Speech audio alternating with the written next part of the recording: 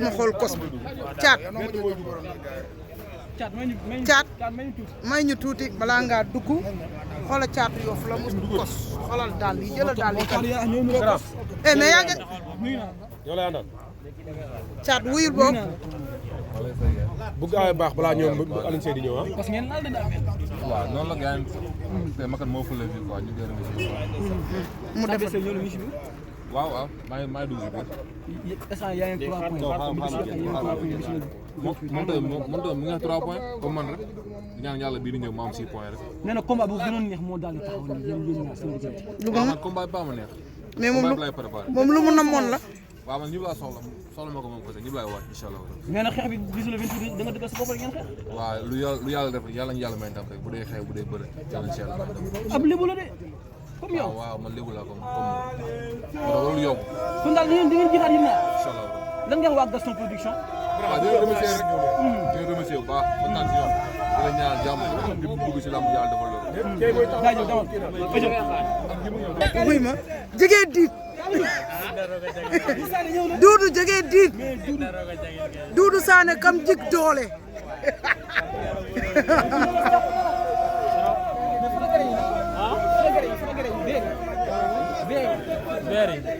waaw sëñ Fallou moom beere amee sol de waaw acca Garga ñëw ne sànni seen ñi ci biir ba tey macha Allah ngeen def seen première fois di waaj a gis ñaan mu nekk dala ñu ci 3 points xam nga dañ nga ko ñu ci bëgg tek ndagal sa njëriñ la woon tey nga am ku mel ni Garga du bëri di xeex bëgg na noonu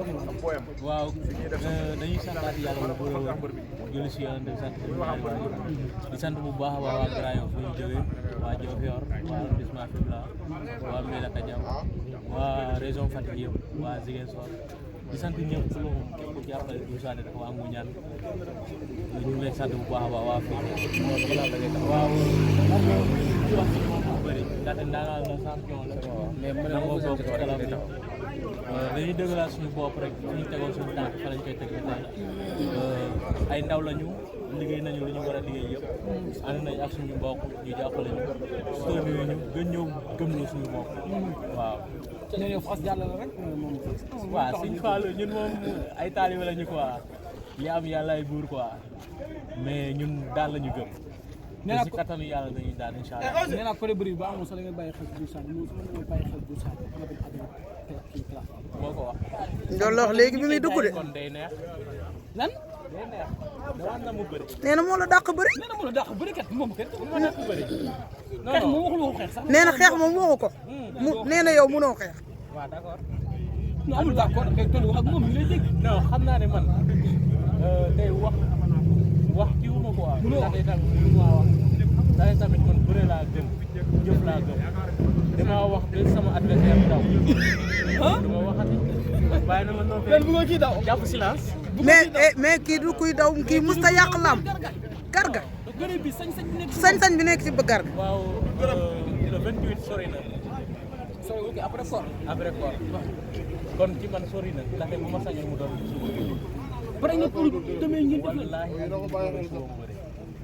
am njaay ndig jóg day am waaw kay mais su wóor na dëgg mais Doudou Garga Doudou mais Doudou Garga ak yeneen ñi du benn de leer mooy entraînement waaw te du nelaw kese jaajëf waaw Sëñ Fallou kos nga de